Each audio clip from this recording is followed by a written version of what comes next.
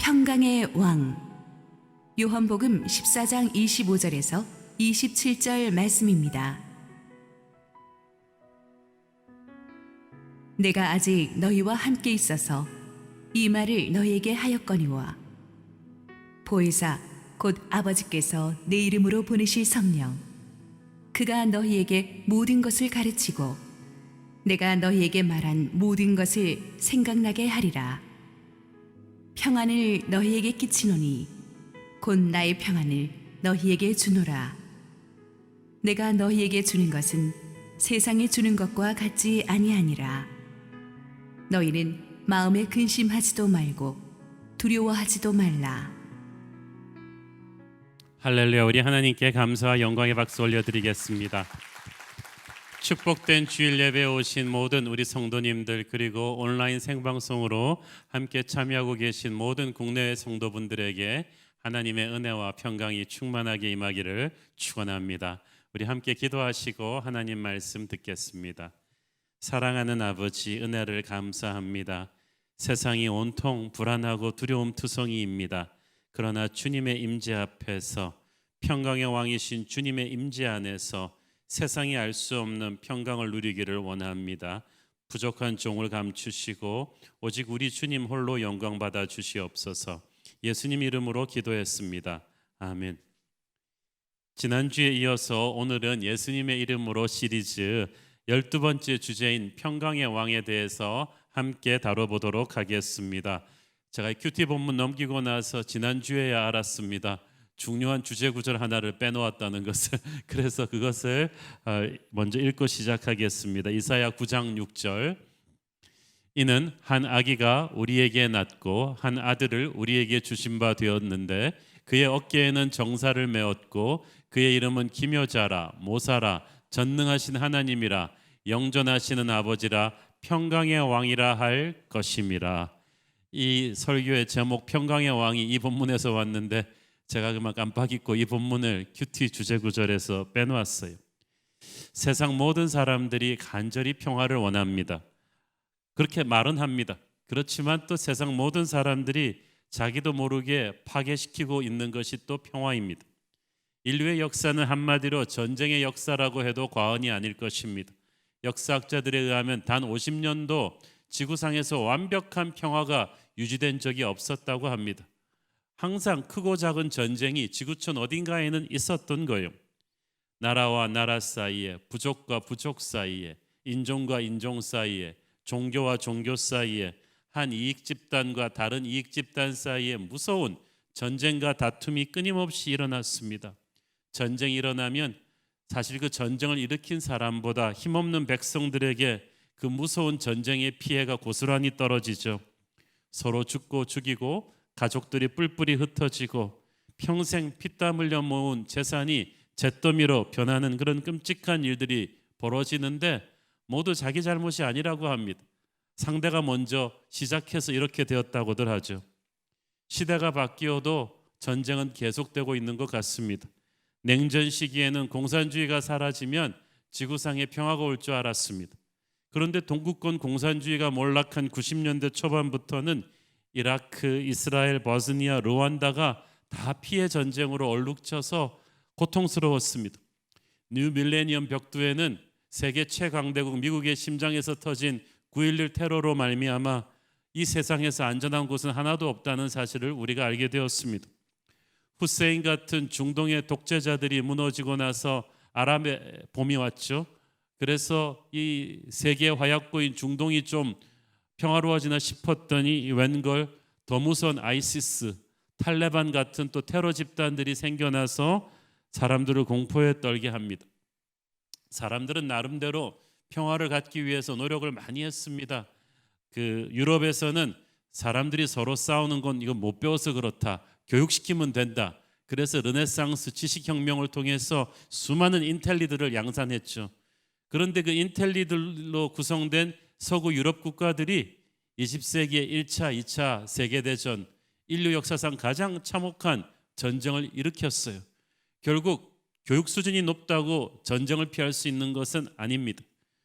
교육이 아니면 서로 대화를 안 해서 그런가 보다. 그래가지고 1차 대전 후에 미국의 우드로 윌슨 대통령이 주도해서 League of Nations라는 국제 대화 기구를 만들어 가지고 좀 전쟁을 막아보려고 했는데 얼마 못 가서 또 2차 세계대전이 또 터졌잖아요. 2차 세계대전 후에도 좀 전 세계 나라들이 함께 모여서 대화로 전쟁을 막아보자. 그래서 유엔이 생겼어요. 그런데 유엔이 생기자마자 한국 전쟁이 터졌어요. 월남전이 터져요. 중동 전쟁이 계속 터져요. 오늘날 유엔이 세계 평화를 장담할 수 있다고 말하는 사람은 아무도 없죠. 국가 간의 전쟁만 전쟁이 아닙니다. 총칼만 안 들었다 뿐이지 같은 나라 안에서도 얼마나 치열한 대립과 갈등이 있습니까? 우리나라만 해도 그렇습니다. 이 작은 나라에서 영남과 호남이 싸우고 보수와 진보가 싸우고 가진 자와 못 가진 자가 싸우고 기성세대와 신세대가 싸우고 그 가운데 낀 세대도 싸우고 가정에서도 남편과 아내가 싸우고 부모와 자식이 싸우고 기업에서도 노사가 싸우고 이러니 사는 게 전쟁이라는 말이 과언이 아닙니다. 정치인들끼리도 하고 한 날 싸우고 기업들도 서로 경쟁하고 강자가 약자를 적대적인 M&A로 흡수해버리는 그런 총성 없는 전쟁이 벌어지고 있잖아요. 여러분은 어떻습니까? 지난 몇 달 동안 나는 그 누구와도 어떤 갈등도 어떤 어려움도 없었다고 완벽한 평화 속에 살아왔다고 할 수 있는 사람이 과연 몇 명이나 됩니까?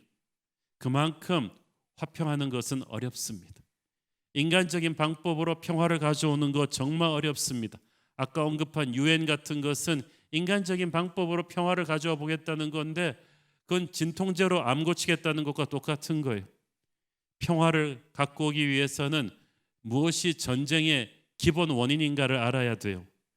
성경은 모든 전쟁의 원인은 인간의 마음속에서 시작된다고 지적합니다. 핵폭탄이 문제가 아니라 다른 인간에게 핵을 사용하고 있는 인간의 죄성이 문제라는 거예요. 총칼을 들기 전에 우리는 이미 마음속으로 총칼을 들고 서로 부딪히기 시작했어요. 야고보서 4장 1절을 보십시오. 너희 중에 싸움이 어디로부터 다툼이 어디로부터 나느냐 너희 지체 중에 싸우는 정욕으로부터 나는 것이 아니냐. 여기서 이 정욕이라는 말의 헬라어 원어의 뜻은 selfish desire, 이기적인 욕망들이 서로 부딪히는 게 아니냐는 거예요. 인간의 죄가 그렇게 시작되었죠. 아담과 이브가 선악과를 따먹은 것은 하나님과 같이 되고자 하는 그 이기적인 욕망, 뒤틀린 욕망 때문이었어요. 그래서 죄의 핵심에는 자기 자신을 하나님으로 세우려는 이기적인 자기 중심주의가 있어요. 그래서 무엇이 옳고 그르냐를 우리는 따지는 게 아니라 내게 좋은 게 무엇이냐 그걸 따지고 있죠. 남이 어찌됐건 내 뜻이 관철되어야만 되는 사람들끼리 모여 살면 전쟁이 일어날 수밖에 없죠. 좋은 건 내가 남보다 더 많이 가져야 되고 더 빨리 가져야 되는데 그런 사람들 둘만 모아놓으면 전쟁입니다.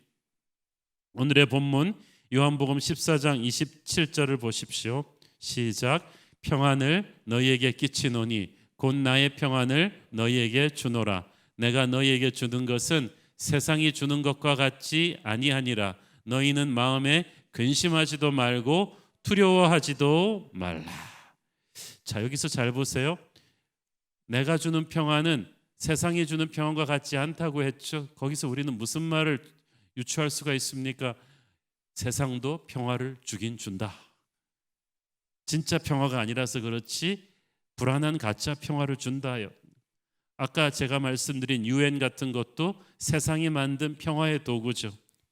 남북 정상회담 세상이 만든 평화의 도구입니다. 그런데 남북의 지도자들이 만나서 판문점에서 대화하면 남북 간의 전쟁이 종식이 됩니까? 한 명의 죄인과 또 한 명의 죄인이 마주 앉아서 대화하면 평화가 올 수 있습니까? 세상이 주는 평화는 또 돈이 주는 평화일 수가 있죠. 돈이 두둑히 있으면은 세상이 주는 평화를 살 수 있습니다. 하와이 가서 시원한 바닷가 5성급 호텔에 투숙하면서 야자수 나무 아래서 시원한 음료수 마시며 그 열대 음악을 들으며 릴렉스 할 수도 있죠. 그런데 해보신 분 알겠지만 몸은 하와이에 있어도 마음은 서울에 있는 경우 많지 않습니까? 뜨거운 사람들과의 적대적인 관계가 몸이 하와이에 있다고 해결되지 않아요. 또 세상이 주는 평화는 금방 바닥을 드러냅니다. 세상 사람은 조금만 화가 나거나 상처를 입으면 금방 마음의 평화를 잃어버리죠. 예수님이 주시겠다고 약속하신 평화는 이런 가식적인 평안이 아닙니다. 그것은 그 어떤 폭풍도 흔들 수 없는 깊은 내면 세계의 평안이죠. 히브리어로 평안을 아시다시피 샬롬이라고 합니다. 이것은 호숫가의 그림 같은 집에서 말하는 평안도 아니고 싸움이 멈춰 있는 상태를 말하는 것도 아닙니다. 성경이 말하는 샬롬은 하나님으로 인해서만 얻어지는, 하나님의 백성들에게만 주어지는 영적인 충만함을 말하는 거예요. 영혼의 만족을 말하는 것입니다. 그래서 샬롬은 하나님의 축복, 하나님의 동행하심, 하나님의 임재가 내 삶의 구석구석 내려주는 그런 축복을 말하는 거예요. 태초에 에덴 동산에서 인간은 죄짓기 전에 완벽한 샬롬을 누렸습니다. 이 샬롬을 누가 깨뜨렸어요? 죄가 깨뜨린 거예요.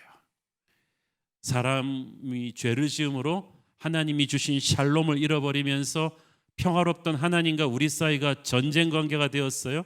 하나님과 사이가 갈라지니까 그 다음엔 바로 그 여파로 인간과 인간 사이가 갈라지기 시작했어요. 아담과 이브는 부부관계 좋았어요. 선악과 따먹기 전까지는. 하나님과 죄짓고 나니까 아담과 이브는 서로에게 책임 전가하는 부부싸움의 시작을 그때부터 하게 되었고, 그 다음부터 아담과 이브의 형제들은 가인이 아벨을 쳐 죽이는, 형제와 형제가 서로 죽이는 관계로 발전하더니 그 다음 때부터는 종족끼리, 인종끼리, 나라끼리 대립하는, 그러니까 하나님이 주신 완벽한 샬롬이 깨지면서 하나님과의 우리와 사이에 난 간극이 바로 사람과 사람 사이의 간극을 만들고 전쟁을 만든 거예요. 예루살렘은 City of Shalom, 평화의 도시라는 뜻을 담고 있는 도시입니다.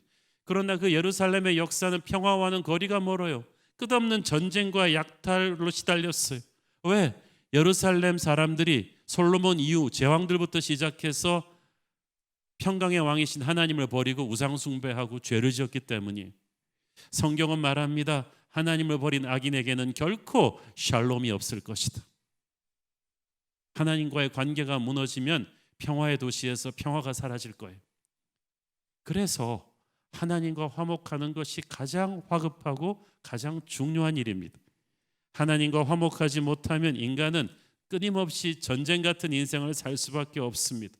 그래서 구약에서는 하나님께 나가서 예배하는 것을 화목 제사라고 했는데, 이 화목 제사에는 반드시 화목 제물이 필요했어요. 왜냐하면 하나님과 우리 사이에 이 샬롬을 깨버린 것은 우리의 죄이기 때문에 이 죄값을 치를 제물이 필요해요. 화목 제물이. 예수 그리스도께서 온 인류의 화목 제물이 되셔서 십자가에서 돌아가셨습니다. 그리고 하나님과 우리 사이에 있던 담을 무너뜨리셨어요. 그래서 하나님의 샬롬이 우리에게 주어진 거예요. 에베소서 2장 13절 14절.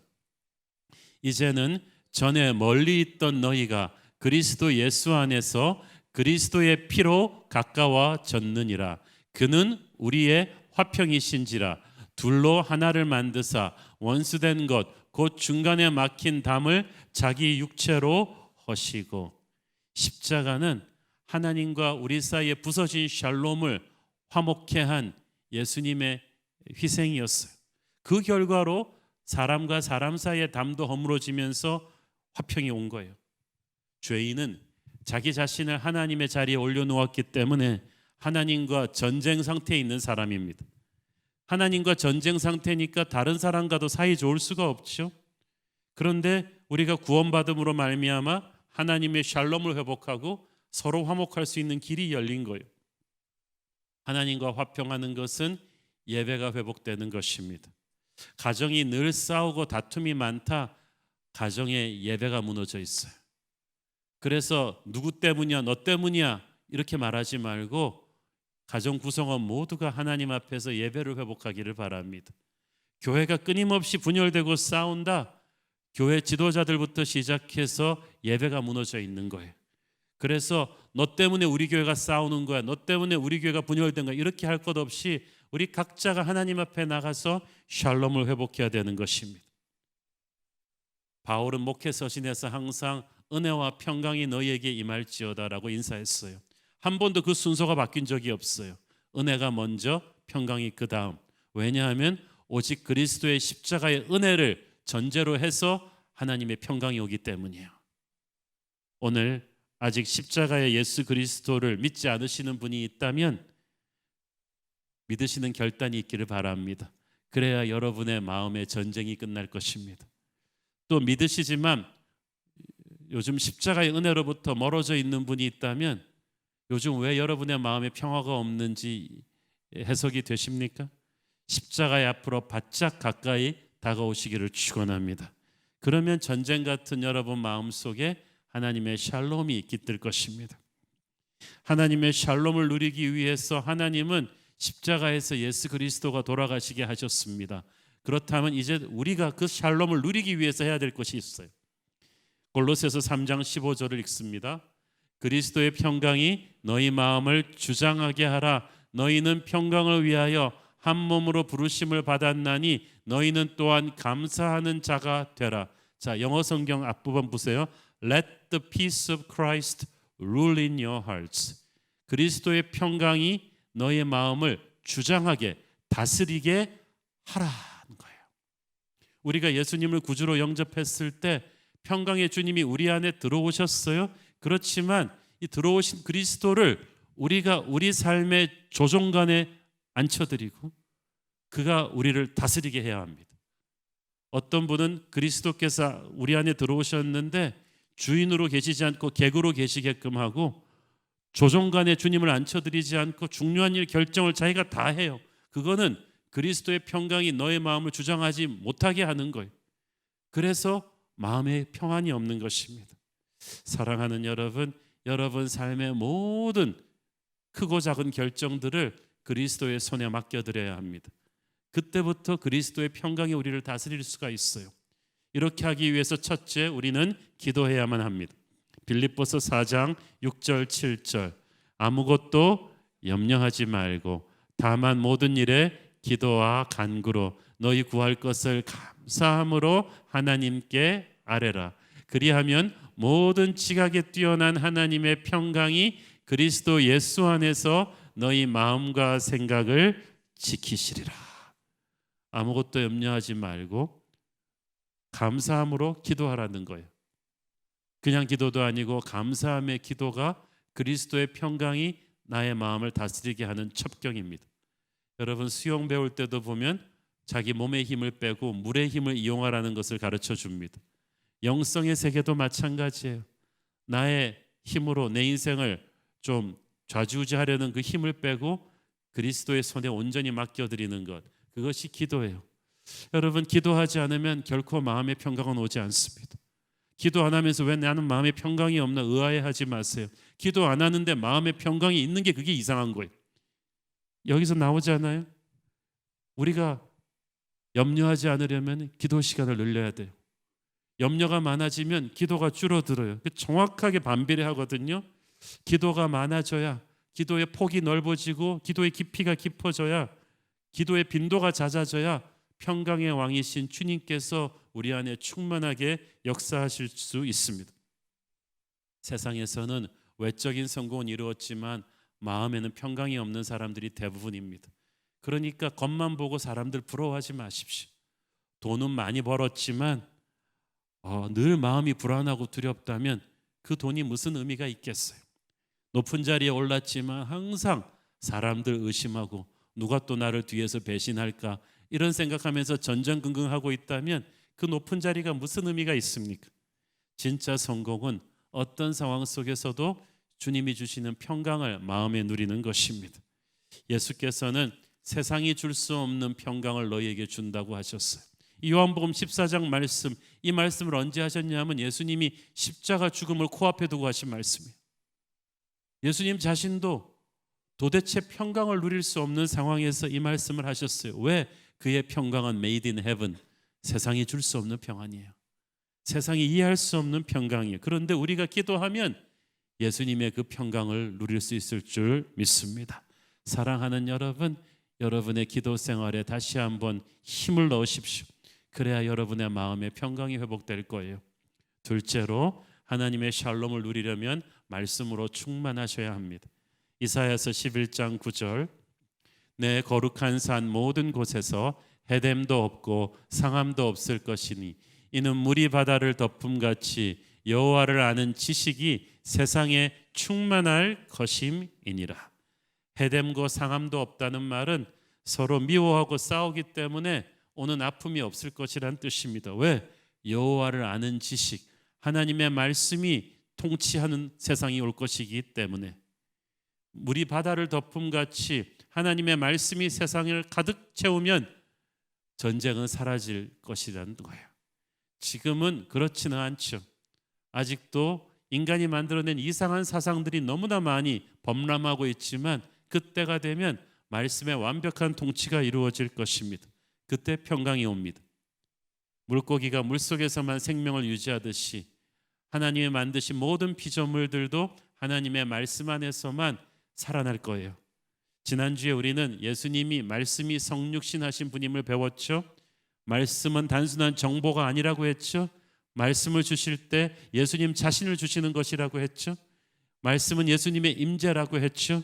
그렇기 때문에 우리는 항상 주님의 말씀을 듣고 읽고 묵상하는데 우리의 엑기스 시간을 들여야 돼요.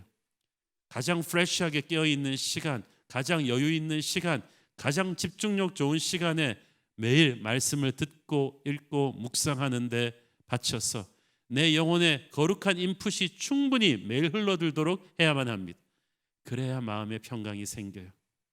그런데 세상 사람들은 어떻습니까? 그 세상의 뉴스 하루 종일 보고 세상 사람들하고 하루 종일 대화합니다. 이 세상의 영은 음란과 폭력과 거짓과 욕심과 두려움의 영인데 세상 사람은 세상의 영으로 가득 차서 그런 말을 계속하는데 우리가 그 사람들하고 말 안 할 수는 없지만 그 말을 너무 집중해서 듣고 계속 그 말을 가지고 큐티를 하고 있다면 우리의 영혼이 온전할 리가 있겠어요? 세상 뉴스를 안 볼 수는 없지만 그 뉴스를 너무 시도 때도 없이 성경 보는 시간보다 많이 보고 있다면 그 마음에 어떻게 평강이 있겠습니까? 거기에 노출되어 있는 마음에는 평강이 없어요. 그러므로 우리는 의식적으로 하루에 가장 좋은 시간을 하나님의 말씀에 투자해야만 합니다. 그래야 그 말씀을 통해서 평강의 주님이 임재하실 줄로 믿습니다. 셋째, 하나님의 샬롬을 누리려면 내 안에 그리고 내 주위의 우상을 제거해야만 합니다. 이 포인트는 굉장히 중요한 포인트예요. 구약 성경 역대하 14장에 보면 아사 왕이라는 인물이 나옵니다. 성경에서 보면은 이 아사 왕에게 하나님께서 계속해서 평안을 주셨다고 말합니다. 그가 다스리던 유다 나라는 작은 나라였기 때문에 지정학적으로 시도 때도 없이 강대국들의 침략에 시달렸는데 아사 왕이 다스리던 10년 동안은 하나님이 평안을 주셨다고 했어요.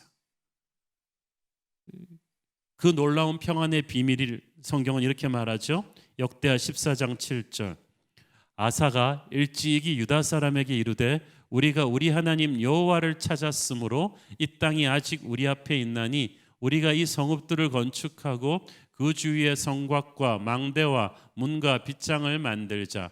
우리가 주를 찾았으므로 주께서 우리 사방에 평안을 주셨느니라 하고 이에 그들이 성읍을 형통하게 건축하였더라. 여기서 이 말이 중요한 거예요. 우리가 주를 찾았으므로 주께서 우리 사방에 평안을 주셨느니라.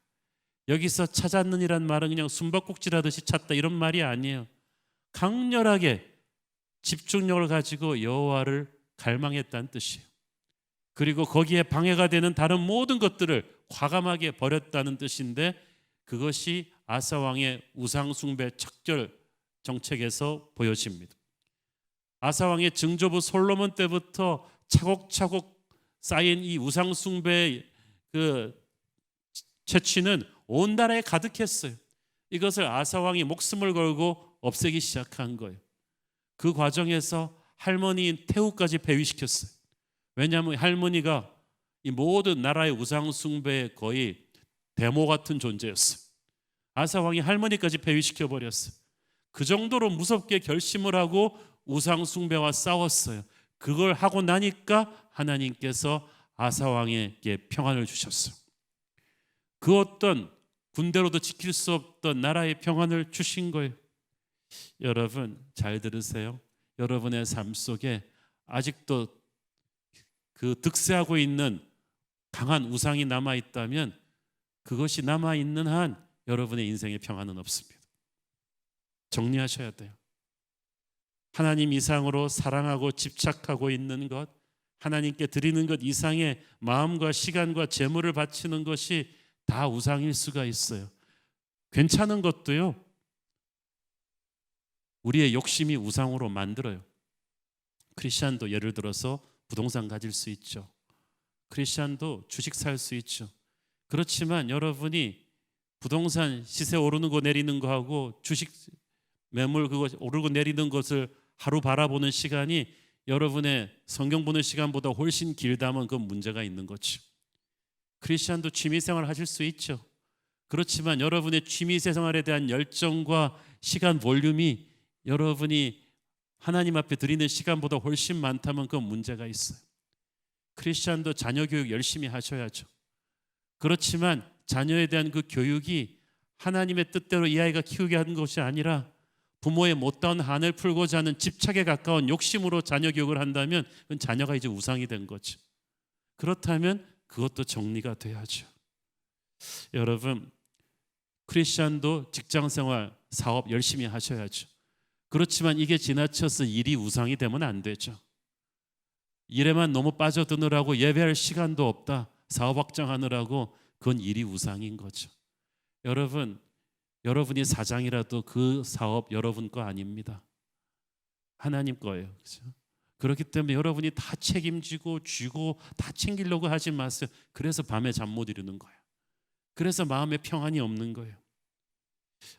여러분 가슴 속에 누군가를 미워하는 마음, 섭섭한 마음, 사실은 그것도 다른 각도에서 보면 우상이에요. 그 사람을 여러분이 너무 많이 생각을 하고 있어요. 그 사람 언제 망하나 생각하면서 그것도 우상이에요. 용서하세요. 그래야 마음의 평안이 올 것입니다. 사랑하는 여러분, 여러분의 마음속에 있는 우상, 평강의 하나님의 임재를 방해하는 우상들은 아마 여러분과 하나님만이 알 텐데 오늘 성령의 임재 앞에서 체크하시고 하나님이 울림을 주는 이 우상들을 제거하십시오. 그때 하나님의 평강이 여러분에게 임할 것입니다. 우상을 제거해야 내 안에 하나님의 평강이 완전해진다. 이것을 입증해 준 또 하나의 인물이 바로 기드온입니다. 여러분 구약 성경에서 여호와 샬롬, 평강의 하나님이라는 말이 처음 나오는 데가 참 이상한데, 저는 그 정도 말이 나오려면은 솔로몬의 태평성대 그쯤에 나올 줄 알았는데 전혀 다른 타이밍이에요. 사사시대에 나온 말이에요. 이스라엘에 왕이 없어가지고 각자 자기 소견대로 막 살던 시대예요. 하나님을 불순종하고 우상 숭배하고 백성들이 도덕적으로 타락하니까 하나님이 그 땅을 향한 축복의 손을 거두어 들이신 때죠. 그래서 온갖 전쟁과 질병과 재앙이 끊임없이 일어나서 하루하루가 전쟁 같던 때에 이 말이 나온 거예요. 특히 이 기드온의 시대에는 미디안 족속이라는 메뚜기 떼처럼 많은 이방 민족이 끊임없이 이스라엘을 침략하던 때인데 하나님께서 이스라엘을 구원하려고 기드온이라는 사사를 세우셨어요. 그 기드온을 세우시고 하나님께서 찾아오셔서 너는 큰 용사라고 하셨어요. 그 말 듣고 기드온이 기절했어. 이건 내가 아닌 거예요. 왜냐하면 기드온은 큰 용사가 아니에요. 므낫세 집안의 아주 작은 가문의 사람이고 담도 약해가지고요, 미디안의 침략에 대항해서 무술 연마하던 사람도 아니에요. 어떻게 하면 여기서 좀 재산을 잘 적의 약탈로부터 피해서 살아남을까 생존하기 위해서 애쓰던 보통 사람이었는데, 그런 평범한 그를 하나님이 이스라엘을 구원할 용사로 세우셨어요.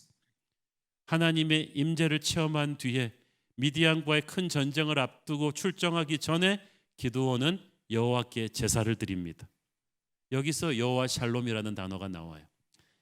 사사기 6장 24절, 기드온이 여호와를 위하여 거기서 제단을 쌓고 그것을 여호와 샬롬이라 하였더라. 그것이 오늘까지 아비에셀 사람에게 속한 오브라에 있더라. 아이러니컬하게도 샬롬의 하나님을 선포한 기드온이 바로 그 다음부터 한 것은 전쟁이었습니다. 먼저 내부와의 전쟁을 시작합니다. 자기 집안에 있던 바알 아세라 우상 제단부터 부셔버렸어요. 왜? 아까 말씀드렸잖아요. 내 안에 우상을 제거해야 평안이 와요. 미디안을 물리치고 이스라엘의 평화를 가져오기 전에 기드온은 자기 마음속에 자기 집안에 있는 우상부터 찍어버려야만 했던 거예요. 왜냐하면 우상의 뒤에는 마귀가 있잖아요. 이 마귀가 우상을 통해서 하나님의 사람을 하나님의 사람 되지 못하게 막고 있었기 때문에 이 우상을 찍어버려야 했던 거예요. 지도자인 기드온이 하니까 다른 병사들도 다 따라 했겠죠. 이스라엘은 먼저 자기 내부에 있는 우상을 제거하고 난 뒤에 가서 그들의 샬롬을 어지럽히는 외부의 적을 물리칠 수 있었어요. 그 다음에 우리도 알다시피 300명만 데리고 가서 미디안의 엄청난 대군을 괴멸시키지 않습니까? 우리는 이 기드온의 스토리를 통해서 하나님의 샬롬이 잔잔한 호숫가의 평화가 아니라는 걸 알 수가 있죠. 이건 영적 전쟁을 통해서 얻어지는 평화였어요. 주변 상황과 상관이 없어요. 사사기 시대처럼 어지럽고 전쟁이 가득하던 시대였어요. 그 인물의 크기와도 상관없어요. 기드온은 평범한 사람이지만 여호와 샬롬을 회복하고 나니까 큰 용사가 되지 않습니까? 우리가 우상을 제거하고 예배를 회복해야 하나님의 샬롬을 얻을 수가 있고, 하나님의 샬롬을 얻어야 우리는 큰 능력 받고 영적인 전쟁을 승리할 수가 있는 거예요. 상황은 아직 전쟁 중인데 하나님께서 기드온에게 먼저 이런 샬롬의 예배를 드리게 하시고 우상을 제거하니까 실제로 샬롬이 그 땅에 왔어요. 샬롬의 예배자는 하나님의 큰 용사가 될 것입니다. 그리고 큰 용사는 이 땅의 샬롬을 위협하는 악의 군대를 괴멸시킬 것입니다. 그러니까 기드온이 만난 샬롬의 하나님은 전쟁으로부터 도피하는 하나님이 아니시고 전쟁을 그대로 맞서게 하면서 전쟁을 승리하게 해서 평강을 주시는 그런 분이셨어요. 그래서 역설적인 표현이지만 진짜 영적인 평강은 영적 전쟁을 승리함으로써 얻어지는 것입니다. 그냥 오는 게 아니에요. 생각해 보세요. 태초에 하나님의 완벽한 샬롬을 우리가 누렸다고 했죠. 그 샬롬을 망가뜨린 것이 죄고 그 죄 뒤에 있는 게 마귀예요. 그러므로 그 샬롬을 다시 회복하려면 어떻게 해야겠어요? 마귀를 꺾어야죠. 죄의 권세를 꺾어야죠. 그래서 평강의 왕이신 예수께서 십자가에서 선한 싸움을 죽기까지 다 싸우신 거예요. 그의 십자가 승리를 힘입어서 우리는 우리가 싸워야 될 영적인 전쟁을 치를 수 있는 것입니다. 사랑하는 여러분, 지금도 우리는 전쟁 중입니다. 전쟁 중이에요. 예수 믿은 가정, 예수 믿는 사람들의 교회 방심해서는 안 돼요. 그 어디보다도 주님의 평강이 가득해야 될 교회가 시험 들어 전쟁에 들어가면 어떻게 되는지 우리는 주변에서 많이 보고 있지 않습니까? 말씀과 기도로 충만해야 될 교회가, 예배가 뜨겁고 기도가 살아있고 서로 사랑해야 될 교회가 시험 들면 교회에서 서로 싸우고 분열이 일어나면은 샬롬이 망가진 교회가 얼마나 처참한지를 여러분 주변에서 많이 봤죠? 경험해 보신 분도 계시죠? 교회의 샬롬은 전쟁을 각오하고 살 때 얻어지는 거예요. 말씀과 기도로 살아서 깨어서 교회를 지켜야 돼요. 여러분의 가정의 샬롬도 그렇습니다. 마귀는 여러분의 가정을 깨려고 할 거예요. 그래서 누군가가 가정의 샬롬을 위해서 기도해야 돼요. 깨어서 말씀으로 여러분의 가정을 지켜야 될 것입니다. 오늘의 마지막 포인트는 평강의 왕이신 예수님을 항상 여러분의 전쟁 같은 현실 속으로 초대해야만 합니다. 평강은 환경이 만들어주는 것이 아니라고 했죠. 평강의 왕이 임재하면서 주시는 것이라고 했습니다. 누가복음 2장 14절을 보세요. 지극히 높은 곳에서는 하나님께 영광이요, 땅에서는 하나님이 기뻐하신 사람들 중에 평화로다 하니라. 자, 저기 아기 예수님이 탄생하시던 날 밤에 천사들의 찬송 소리죠. 평강이 누구한테 준다고요? 하나님이 기뻐하신 사람들 중에 주어진다. 하나님이 기뻐하셔서 구원하신 백성들에게 주시는 선물이 하늘의 평화예요. 그 선물을 가져다 주신 분이 바로 예수 그리스도이세요. 이 땅의 모든 왕들은 전쟁의 왕들입니다. 광개토 대왕, 알렉산더, 징기스칸 다 수많은 사람들의 피를 흘려서 왕이 되고 나라를 세웠어요. 그런데 남의 피를 흘려 세운 나라가 얼마나 오래 가던가요? 예수님은 남의 피가 아닌 자신의 피를 흘려서 우리를 구원하셨습니다. 그리고 영원히 사라지지 않는 하나님 나라 백성으로 우리를 만들어 주셨어요. 그 주님의 임재가 우리 가운데 있기 때문에 우리는 전쟁 같은 세상 속에 살지만 하늘의 평안을 누릴 수가 있습니다. 우리 크리스천도 병들어요. 우리도 실직해요. 우리도 관계가 부서지는 경험을 당해요. 힘든 일이 없어서 우리가 평안한가요? 우리도 울고 싶고 때려치고 싶은 생각을 수없이 참으면서 하루하루 사는데 평강의 주님이 우리 안에 계시기 때문에 우리는 평강을 누릴 수가 있는 것입니다. 요한복음 14장에서 예수님께서는 말씀하셨어요. 나의 평강을 너희에게 준다. 그 말은 무슨 말이에요? 주님이 주시지 않으면 평강은 없어요. 내 노력으로 되는 게 아니에요. 평강은 주님의 선물이에요.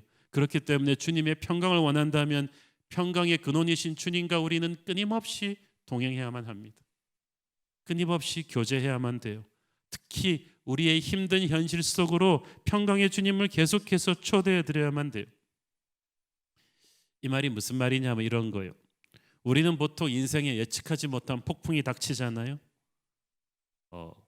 그러면 하나님 빨리 이 폭풍이 지나가게 해주세요. 그게 우리 기도 제목이에요. 그렇죠? 갑자기 예기치 못했던 경제적인 어려움이 온다거나 믿었던 자식이 사고를 치고 속을 썩인다거나 그렇게 똑똑하던 내가 대학 졸업하고 직장을 몇 년이 가도 못 구하고 있을 때 이 폭풍이 좀 빨리 지나갔으면 좋겠어요. 몸에 뜻하지 않은 병이 생겨서 지금 투병하고 계신 성도들이 계신데 빨리 이 고통에서 해방됐으면 좋겠어요. 그래서 기도합니다. 주여 이 폭풍이 빨리 지나가게 해주시고 제가 빨리 이 구렁텅이에서 나가게 해주세요. 이 기도가 잘못된 것은 아니지만 우리가 어떤 어려움에서 빨리 벗어나게 해달라고 기도하기 전에 해야 될 것은 이 어려운 현실 속으로 평강의 주님을 초대해드리는 것입니다. 왜냐하면 모든 것을 주관하시는 주님이 허락하신 폭풍이거든요. 그러니까 이 폭풍을 우리가 주님이 의도하신 걸 배우지 못하고 탈출하면 그냥 고생만 한 거예요. 고통을 낭비한 거죠. 평강의 왕이신 주님께서 이 폭풍 속으로 들어오셔서 나와 함께 걸어가 주실 때 우리는 이 폭풍을 통해서 업그레이드 될 것입니다. 저도 그랬어요. 몇 년 전에 교회가 아주 힘든 시즌을 지날 때 저는 결사적으로 주님 앞에 엎드려 기도했는데 그때 저도 기도했던 것 같아요. 주님 이 폭풍이 빨리 지나게 해주세요. 그런 거 있잖아요. 저녁이 되면 아침이 빨리 왔으면 좋겠고 아침 되면 빨리 잤으면 좋겠고 그 정도로 힘들던 때인데 주님께서는 오히려 그 폭풍 가운데로 들어오셔서 임재해 주셨어요. 그래서 허리케인의 눈처럼 폭풍 속에서 도저히 이해할 수 없는 평강을 누리게 해주시고 저를 한 걸음 한 걸음 끌어가 주시고 말씀해 주시고 임재해 주셨어요. 그래서 저의 때가 아닌 하나님의 때에 폭풍이 물러가게 하셨는데 폭풍이 물러가면서 교회도 업그레이드 되고 저도 업그레이드 됐어요. 믿음이 단단해졌습니다. 그러니까 기적은 폭풍에서 빨리 탈출하는 게 아니라 하나님과 함께 그 폭풍을 어떻게 걸어가느냐. 그래서 하나님께서 그 폭풍을 어떻게 축복으로 바꾸시는가를 체험하는 데에서 있는 거예요. 그러므로 지금 여러분이 처한 모든 힘든 상황, 전쟁같이 고통스러운 상황 속으로 여러분 주님을 초대해 드리기를 바랍니다. 올해 우리가 이제부터 기적이다 이 표를 걸었잖아요.